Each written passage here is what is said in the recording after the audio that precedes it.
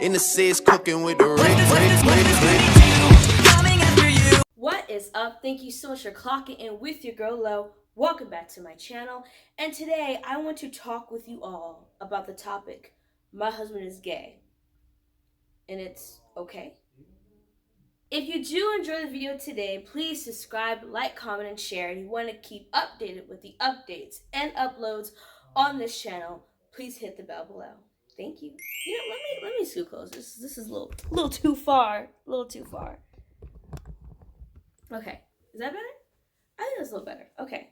So I was scrolling through good old YouTube, and I found a video that I was very, very interested in on Nightline TV, and it was about heterosexual couples where the man is openly attracted to men, and it's communicating with the wife where no one is hiding at all. No one is hiding, and I was like, huh.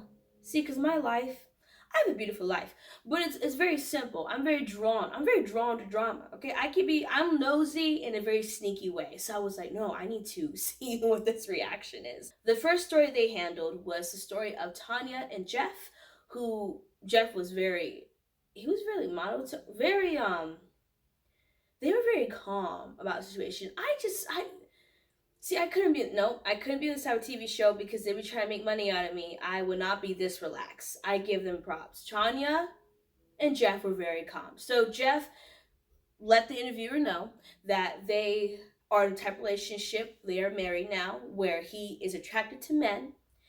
He let Tanya know a year and a half of them dating. And it was obviously like, I have to tell her. I don't want to break up with her, but I do have to tell her, which I get respect for, because most people do not.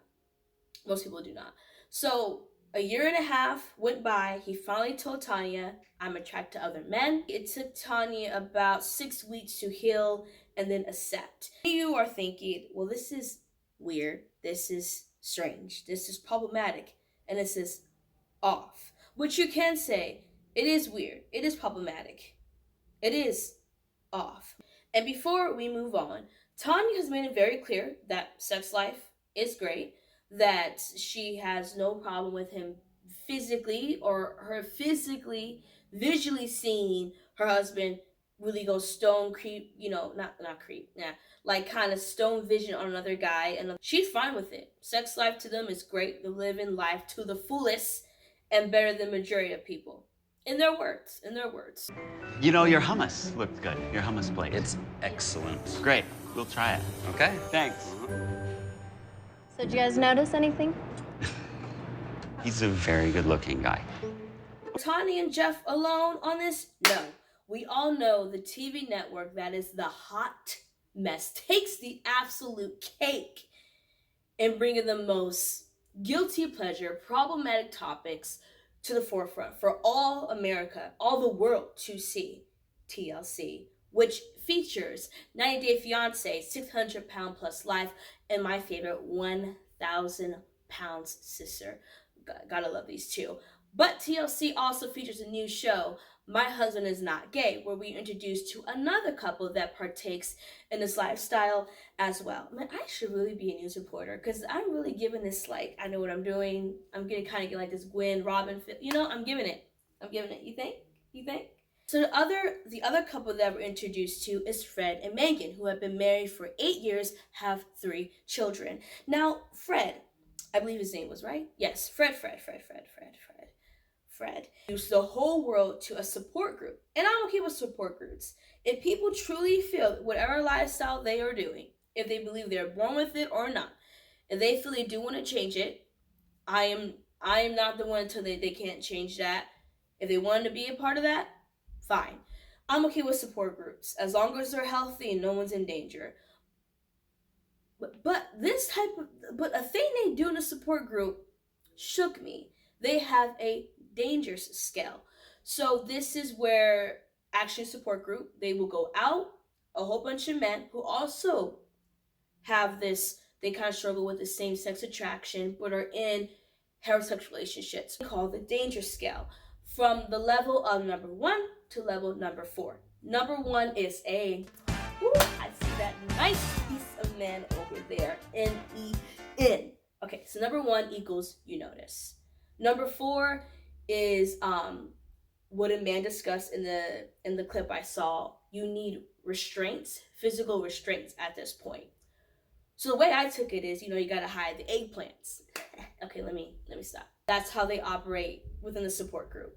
Just don't know. I just don't know. These couples claim that they are living their best life more than anybody out there.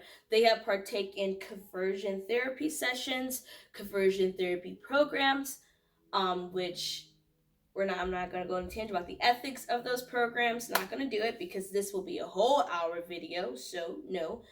One common theme that is throughout this whole story that I partake myself in watching is that a lot of these men believe in order to live the best life that they see fit for themselves, they have to deny the life that they crave.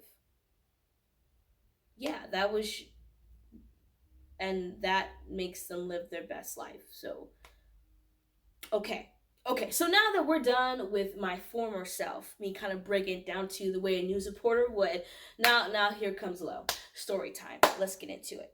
Okay, so John, my ex John, who has found himself featured on this channel a couple times in these story times. Please check out these videos below, and I might leave one above. I really truly hope my pain has entertained you. So John, yes, John and me were off and on for about 5 years in total. I met this young man in high school. And you're going to probably think, well, what does this have to do with my husband being gay? And I'm heterosexual, so a lot of you might think I have no say, I have no space to talk on this conversation. I must have no experience, and I have no right. Well, first of all, just listen and don't judge me, okay? So back when me and John were first dating in high school, the only way to talk was either through your phone, which I had minutes, so if it was not essential, do not text me. Another way was through good old Facebook Messenger. Now, John liked to talk about sex all the time. I wasn't giving him none, so I was not going to talk about it. So one late night, I was like, hey, if this is all you're going to talk about, I'm going to sleep. So I went up to pop my laptop up again, I think to play a game, and I got a message from John saying, hey, are you up? I was like, yes, I'm up. Yeah, get mad. And I'm like, well, I'm not going to promise that. But what is it? So he was, I want to let you know that I'm bisexual. And I was like, oh. Okay, see, I'm not going to get politically correct. And I'm not going to be rude. We're not going to be politically correct in this story time. Because I want to give you guys the actual true rawness of the story time. And I was like, well, what makes you think that you are bisexual? And during this time, this was during the time when everyone was saying they're bisexual. Everybody, it was like a cool card. And usually people's response to that was, and they just wanted you to do something with somebody of your same gender. That's right in front of everyone. That's the only way you can prove it. So that wasn't my mentality with John, but I was just like, okay, you were just making really rude remarks about gay people a couple weeks ago, and we got an argument about it. So how all of a sudden are you bisexual now? So he was like, well, it's just a way I'm close to men. And I'm like, well, what do you mean? You mean emotionally close to men? Friendship wise? He was like, well, no. Physically. I physically feel this need to be close to men. And I was just like, oh, okay. And this is really not looking back, this is super immature because, if you dated someone in high school, which majority relationships were just, they don't even count. They're a complete hot mess. But when really important conversations will come up and then they'll just get dropped and it would stop being talked about between you two. Yeah, this is one of those. So he told me he was bisexual. I asked him why. He explained that he had a draw to be close to men. And I was like, oh, okay, well, maybe we should talk about this sometime tomorrow at school. Or, we hang out at the park after. And he was like, okay, never did that. And we ended up breaking up a month later after that. But so that happened. So me and John, months had gone by at this point. Now it's the next school year. I am now a different district. Good and all. So it's been about a year now since I seen him. We get back together again. And I remember the first week I went to hang out with him again before we start dating again. I remember the last time we had a deep conversation was about his sexuality. And of course I'm not gonna bring it up. No, I'm gonna wait for him to bring it up. So time went on. He eventually brought it up again, but he didn't bring it up smooth like he did last time. Okay, if you can't call that smooth. Asking for, because I was still a virgin. I wasn't giving him anything, but he was starting to make comments about we're gonna just say corn, and then I'm gonna pop up this letter because I can't say that word on YouTube. But he was bringing up that, and he was talking about it between two men, and I was like, well, I don't watch. And he's like, well, I do, and sometimes it involves girls, sometimes it does not involve girls. I was like, you're trying to tell me something. And he was like, no, just forget about it. And this is when he was really drunk, blasted. And I was like, well, I don't want to have this type of conversation with someone when they're not in even the right mindset.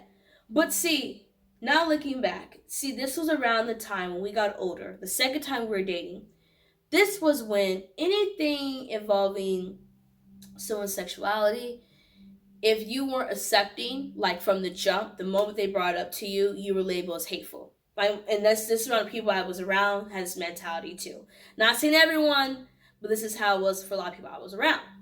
And I had a fear by John being called hateful. So I was just quiet. I was just mute. I was like, okay, like, we can talk about whatever you want. Knowing we had to talk about it. And it kept plaguing our relationship. We would break up, get back together. This was always like daunting us in a way. And I was just quiet and completely mute. But I remember it was our third time dating, and he tried to kiss me. And I remember he kept, the night before, because I was used to be really into country music. I still like it. Some, I can get on my Carrie Underwood, my Luke Bryan, my Blake Shelton. Okay, I did other songs, but I was really into it for some time. And during this time we were dating, Hunter Hayes was big. And John brought up, like, oh, he's cute. And I was like, yeah, he's nice looking. It was kind of like, oh, would you date this guy if we weren't together? Some type of theoretical, over the top, what if? I was like, well, yeah, I would. Like, Hunter Hayes is nice looking. I let it go. But John did not let it go. He just kind of kept going.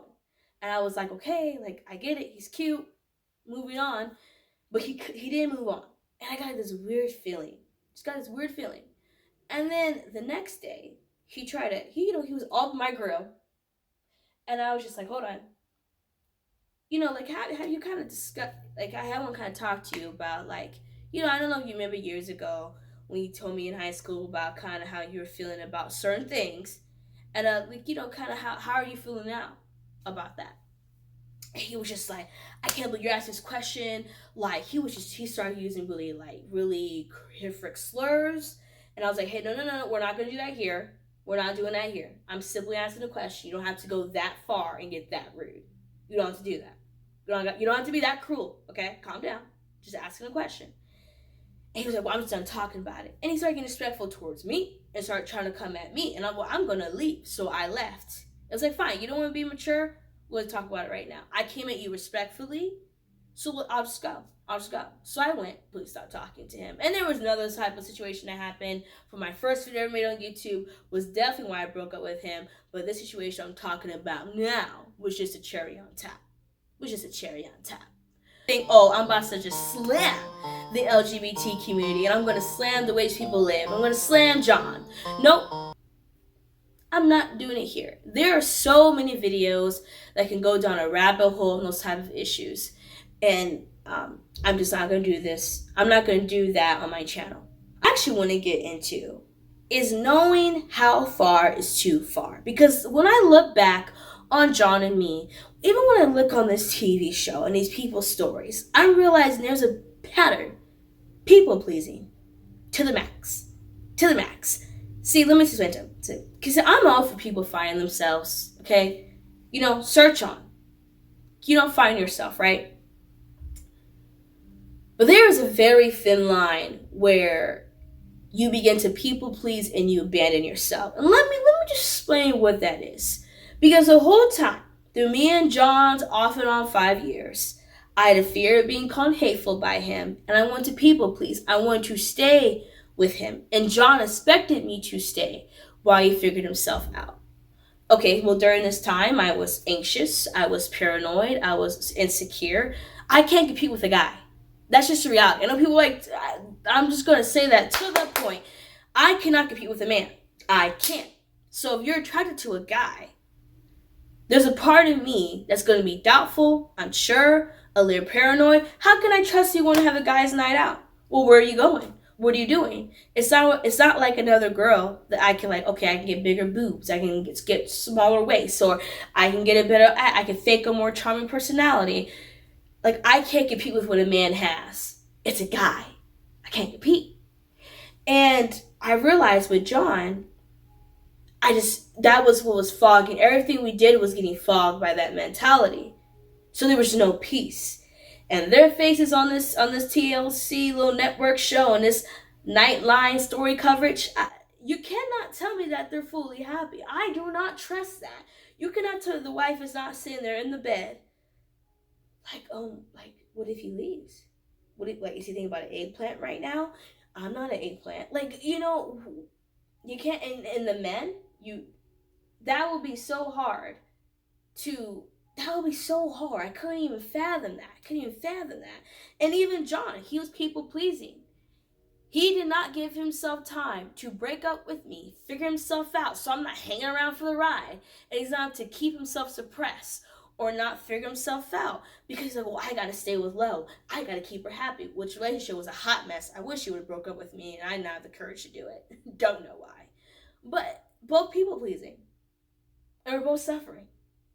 And this is why, for me, this show is a tad bit problematic and can be a tad bit dangerous. I'm fine with TV shows showing different people's lives, okay? I was a big fan of MTV Real Life back in the day. True Life, True Intervention, those are my shows, okay? I'm all about True Life. But see, when you have usually men who are not happy with what they are outwardly because they're feeling a different way inwardly. I'm talking about, let's just say for context of being attracted to other men. Yes. See, what happened is, they're with the woman. It's heterosexual relationship, married, may have kids, right? But they're suppressing. And they're not loving themselves enough or loving the people they are around enough to just step away. Like, hey, I'm dealing with this. I need time to figure this out so we're not suffering and both trying to, I'm not tagging you along for this ride called life when I have no clue such a major decision. You see what I'm trying to say? And men will stay with women or women who see the signs. They have hardcore evidence and will not say anything for the sake that they don't want to lose their livelihood they have out of embarrassment of the family, religious reasons, or just the fact that they just don't want to seem hateful or seem blame phobic. I can't say certain words. And that sucks because what happens is these men, usually men, I understand women can do too, but I usually see cases of men who will then go to clubs, they'll hook up, they may sleep with people who are comfortable with themselves, if you catch my drift. And these men end up snapping and offing people because that's horrific. Because things aren't getting handled. You see what I'm trying to say? So what is the message here? Know how far is too far for yourself and the people around you. Because in my opinion, that just leads to an overall better good. Thank you so much for clocking in with your girl Lo. And I'll see you guys next time. Bye. You're gonna